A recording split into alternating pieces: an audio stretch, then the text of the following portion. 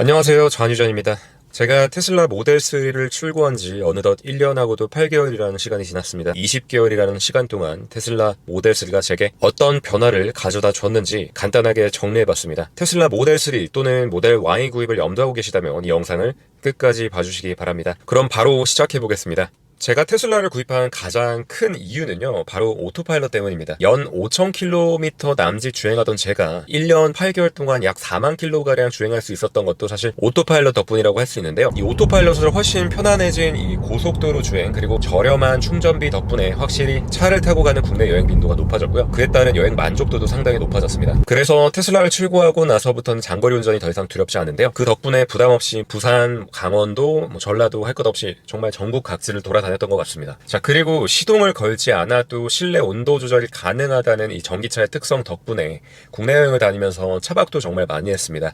아직은 제가 차박 초보이기 때문에 갖춰야 할 것도 많고 또 공부해야 할 것도 많이 있지만 아무 준비 없이 하는 차박도 그만의 매력이 충분하더라고요. 사실 이 주차 공간만 있으면 어디서든 차박을 할 수 있기 때문에 이 차박이 매력적인 게 아닌가 싶습니다. 지난 영상에서도 제가 한번 언급한 부분이긴 합니다만은 제가 인천공항에서 혼자 차박을 한 적도 있는데요. 이때의 기억이 아직까지도 잊혀지지 않을 정도로 정말 특별했습니다. 최근에는 도킹 텐트도 구입을 했는데요. 앞으로 이 도킹 텐트를 이용해서 더 다채로운 차박을 할 수 있을 것 같아서 좀 기대가 큽니다. 하지만 이 기분 좋은 변화만 있는 것은 아닙니다. 이 여행을 계획할 때는 늘 충전 걱정도 함께 따라오는데요. 요즘에는 웬만하면 급속 충전기가 휴게소에도 각각 다 비치가 되어 있기 때문에 괜찮아진 상황이긴 하지만 이 대기가 있거나 혹은 충전기가 고장났거나 하는 리스크도 도사리고 있기 때문에 이 여행에 소요되는 시간이 늘어날 수 있는 점은 아직까지도 큰 단점 중 하나로 꼽을 수 있겠습니다. 사실 차데모나 DC콤보 이 어댑터가 있어야 사용을 할 수 있기 때문에 이게 없다면 무용지물이 되겠죠. 그리고 제가 이 차데모를 구입하기 전까지는 테슬라의 슈퍼차저만 이용을 했었는데요. 아직까지도 차데모나 DC콤보 없는 분들은 슈퍼차저를 많이 이용하실 겁니다. 이럴 경우에는 슈퍼차저가 있는 지역 동선까지 고려해서 이 이동 동선을 짜야 되기 때문에 이것도 조금 불편한 점 중에 하나라고 꼽을 수 있겠습니다. 요즘 코로나 시국에 훨씬 더 크게 와닿는 변화인데요. 코로나 영향도 있지만 제가 테슬라를 출고한 이후에 이 차 안에서 데이트를 한 날이 굉장히 많아졌습니다. 이 뷰가 좋은 장소로 이동해서 이 내부 스크린으로 영화도 보고 드라마도 보고 또 유튜브도 보고 배달 음식도 시켜 먹고 또 낮잠도 자기도 하고요.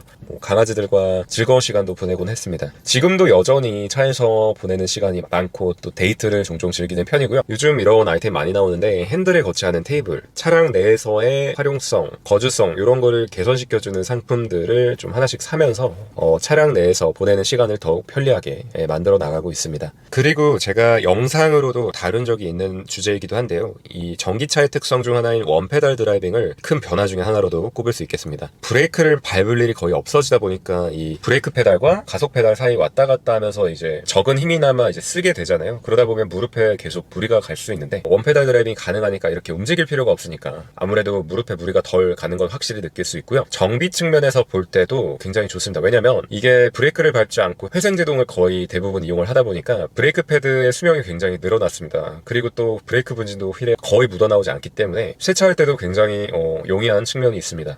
이 원페달 드라이빙 관련한 보다 자세한 내용은요, 이 영상 다 보신 후에 상단 링크 통해서 더 자세한 내용 알아보시기 바랍니다. 전기차를 타게 되면서 생긴 가장 큰 변화 중에 또 한 가지를 꼽자면 바로 충전 시간입니다. 실제로 충전 시간이 오래 걸리는 점 때문에 전기차 구입을 포기하는 분들도 분명 있을 거예요. 내연기관 차량 탈 때면 사실 주유소에 가서 불과 2-3분이면은 주유가 완료되잖아요. 근데 전기차의 경우는 아무리 급속 충전이라 하더라도 20분 이상 걸리는 게 일반적인데, 그러다 보니까 예전에 비해서 자연스럽게 차에서 보내는 시간이 길어졌습니다. 하지만 이 전기차를 선택한 이상 이거는 현재 시점으로는 피할 수 없는 부분이긴 합니다. 초급속 충전 기술을 계속 개발하고는 있지만 주유하는 거에 비해서는 분명히 오랜 시간이 걸릴 겁니다. 그래서 저 같은 전기차 오너들은 저마다 이 충전 시간을 활용하는 방법을 갖고 있을 텐데요. 충전할 때 밥 먹는 시간이 겹칠 때가 있어요. 그러면 저는 차 안에서 종종 식사를 하기도 합니다. 여의도 IFC몰 같은 쇼핑몰에서 충전할 때는 보통 충전기를 꼽아놓고 쇼핑몰 잠깐 올라가서 식사를 하고 오는 편인데요. 근데 요즘같이 밖에서 집에서 마음 놓고 식사를 하기 어려운 때 혹은 뭐 혼밥을 해야 될 때는 차에서 많이 먹는 편입니다. 틈새 시간을 활용할 수 있다는 장점 외에 물론 단점도 있는데요.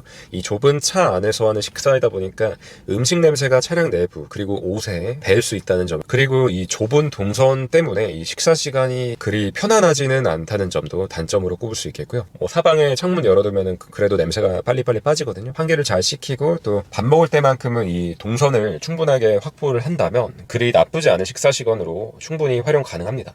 전기차를 운행하기 시작하면서 무엇보다 가장 눈에 띄는 변화로 꼽을 수 있는 건 바로 유지 비용입니다. 이 차량 유지에 들어가는 비용이 정말 획기적으로 줄어들었습니다. 특히 이 충전비 측면에서는 이 기존에 타던 내연기관 차량 대비 굉장히 많이 아꼈는데요. 지금은 제가 20인치 휠로 인치업을 한 상태라서 전비가 그렇게 좋진 않지만 제가 18인치 휠을 달고 다닐 때 저장해둔 트립이 있거든요. 그 트립에 따르면요, 제가 9,000km를 타는데 총 1600kWh의 전력을 사용했습니다. 이를 토대로 전비를 환산해 보면요, 제가 킬로미터당 177W를 사용한 것으로 계산이 됩니다. 현재 저는 사무실 건물에 급속 충전기가 하나 있습니다. 그래서 일명 회사밥을 먹이고 있는데요. 현재 이 충전기 단가는 킬로와트시당 220원입니다. 앞선 수치에 단순 적용해서 이 9,000km를 달리는데 급속만 먹였다고 한다면 약 35만원 정도를 사용한 걸로 계산이 나오고요. 일반 내연 차량의 연비를 리터당 10km 그리고 리터당 기름값을 약 1,500원 정도로 잡고 계산을 해본다면 같은 거리를 주행하려면 약 135원이 소요되는 걸로 계산이 됩니다. 점차적으로 할인 혜택이 축소되고는 있지만 확실히 전기차가 아직까지는 비용적인 메리트가 있다는 결론을 내릴 수 있겠습니다. 자, 그리고 저는 추위와 더위를 무척 잘 탑니다. 그래서 이 매우 춥거나 매우 더운 날 미리 앱으로 공조 기능을 많이 사용하는데요. 이 덕분에 운전을 굉장히 쾌적하게 시작할 수 있게 됐습니다. 물론 다른 완성차 업체들도 이 공조 기능은 이제 앱으로 원격으로 조절을 할 수 있는 걸로 알고 있는데요. 사실 뭐 이전에 타던 차량이 이 기능을 제공하지 않았기 때문에 테슬라를 타게 되면서는 확실히 이 기능을 많이 사용하게 되는 것 같습니다. 그리고 또 한 가지, 지금 뭔가 변화를 느끼셨나요? 일명 선쉐이드, 햇빛 가리개를 지금 설치를 했는데요. 제가 선쉐이드를 별도로 구입해서 이렇게 달아야 될 거라는 생각은 안 했거든요. 근데 이게 없으면은 정말 여름에는 정수리가 타서 익어버릴 지경입니다. 진짜 너무 뜨거워요. 그래서 여름만 되면 제가 이 선쉐이드를 정말 말없이 꺼내가지고 이렇게 설치를 하는데요. 이것도 어떻게 보면 하나의 큰 변화라고 생각합니다. 사실 봄이나 가을, 겨울에는 이 글라스 루프를 통해서 보는 하늘, 풍경 이런 것들이 정말 예뻤는데요. 여름만 되면 그런 거 다 필요 없습니다. 그냥 안 뜨거웠으면 하는 생각이 절실하거든요. 그래서 바로 구입해서 선쉐이드를 이렇게 달고 있습니다. 그리고 또 한 가지 꼽자면 일명 프렁크라고 하죠. 앞쪽 트렁크를 자주 사용하게 된 거를 꼽겠습니다. 기본적으로 프렁크는 수동입니다. 수동으로 열고 닫고를 해야 되기 때문에 제가 말씀드릴 부분은 이 오토 프렁크라고 하는 시공을 받아야 합니다. 이게 비용이 결코 저렴하지 않아요. 저도 한 50에서 60만 원대를 주고 했던 기억이 있는데 결코 저렴한 비용은 아니에요. 제가 지금 시공한 지 1년이 조금 안 됐는데 그 기간 동안 제가 이 오토 프렁크를 사용하면서 얻은 효용 가치는 그보다 훨씬 크다고 생각합니다. 가장 활용도가 좋을 때가 바로 냄새나는 물건을 넣어 놓을 때입니다. 저는 운동 동호회 활동도 많이 하는데요. 그러다 보면 여름에 땀에 젖은 운동복이나 운동화를 넣을 때가 있어요. 그때 저는 프렁크를 굉장히 많이 사용을 합니다. 냄새가 일단 실내로 유입이 잘 안 되더라고요. 프렁크에 넣을 경우에는. 그래서 트렁크보다는 프렁크를 훨씬 많이 활용을 하는 편이고요. 김치같이 냄새가 좀 나는 음식들 항상 프렁크에 넣고 다닙니다. 지금까지 지난 1년 8개월 동안 제가 테슬라 모델 3를 타면서 겪은 변화에 대해서 말씀드렸습니다. 상당히 많은 긍정적인 변화를 가져왔습니다. 하지만 그 값어치에 맞지 않는 단점들도 분명 존재하긴 합니다. 하지만 그동안 이 테슬라 모델 3가 제 삶에 가져온 새로운 긍정적 변화들, 이런 것들을 생각해보면 결론적으로는 좋은 선택이었다고 생각합니다. 물론 지난 기간 동안 크고 작은 문제도 있었지만 이걸 다 감내할 수 있을 정도로 긍정적 변화가 더 컸다고 평가하고 싶습니다. 앞으로 다음 1년 8개월도 안전하게 또 기분 좋게 함께하길 바라면서 오늘 영상 마치도록 하겠습니다. 오늘 영상 도움되었다면 더 많은 분들이 제 영상 볼 수 있게 좋아요와 구독 부탁드리겠고요.